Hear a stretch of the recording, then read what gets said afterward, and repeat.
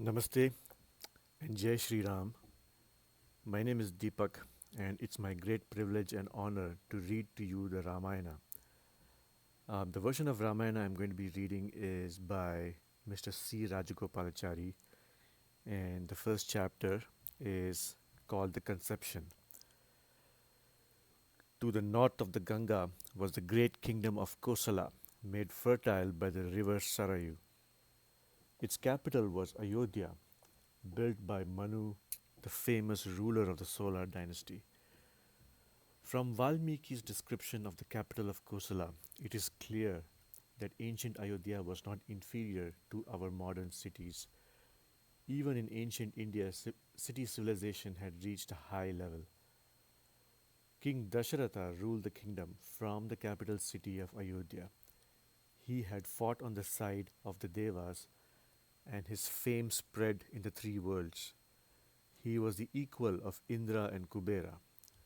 The people of Kosala were happy, contented, and virtuous. The land was protected by a mighty army, and no enemy could come anywhere near.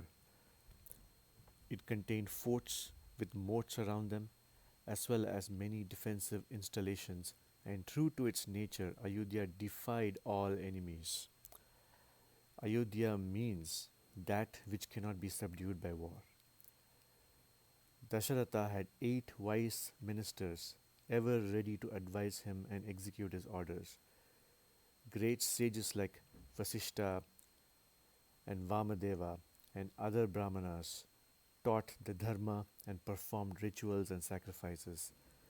Taxes were light, and punishment of crime was just and inflicted according to the capacity of the wrongdoer. Surrounded by the best counselors and statesmen, the king's splendor shone as the rising sun. Many years rolled smoothly by. In the midst of all this prosperity, Dasharatha had one regret. He had no son. One day in early summer, he thought of performing a horse sacrifice for progeny. He consulted his religious masters and on their advice got sage Rishyasringa to perform the yaga. The yaga was a grand affair, and the invitees included many of the kings of the day. It was no easy thing to perform yagas. The location and erection of the sacrificial platform had to be attended to in detail, strictly according to prescribed rules. There were experts whose guidance was sought in arranging things.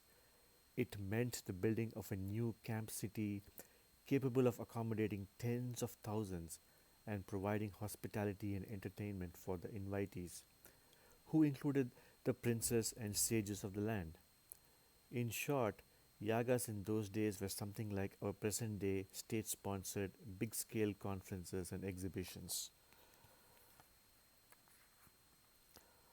When all arrangements were complete, the ceremonies were set in motion, strictly as enjoined by the Shastras. Contemporaneously with the yaga in Ayodhya, there was a conference of the Devas in heaven. The Devas complained to Lord Brahma that Ravana, king of the demons, drunk with the power acquired by the boon granted to him by Brahma, was causing them untold misery and hardship. They represented to Brahma, "It is beyond our capacity to subdue, conquer, or kill Ravana. In the security of your boon, he has grown wicked and insolent and ill treats all, even women. His desire is to dethrone Indra. You are our only refuge, and it is for you to devise a method by which Ravana can be slain and his despotism ended."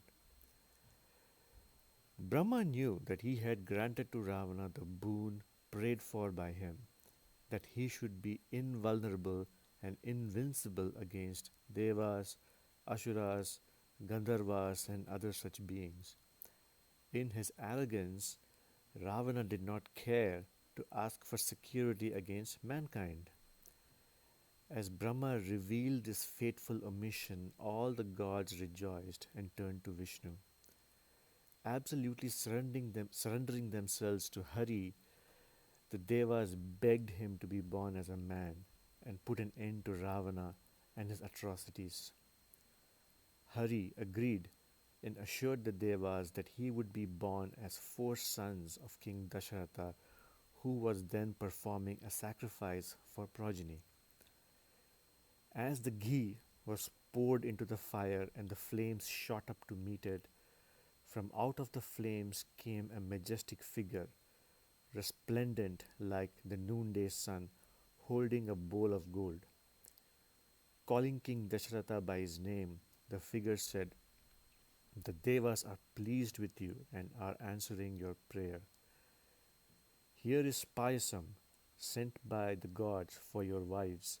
You will be blessed with sons if they drink this divine beverage." With joy unbounded, Dasharatha received the bowl as he would receive a child and distributed the payasam to his three wives, Kausalya, Sumitra, and Kaikeyi. He asked Kausalya to drink a half of the payasam and he gave a half of what remained to Sumitra. Half of what was then left was drunk by Kaikeyi, and what remained was given to Sumitra again. Dasharatha's wives were happy, even as a beggar suddenly coming upon buried treasure, and in due course all of them were expectant mothers. This is the end of the chapter. Thank you all for listening.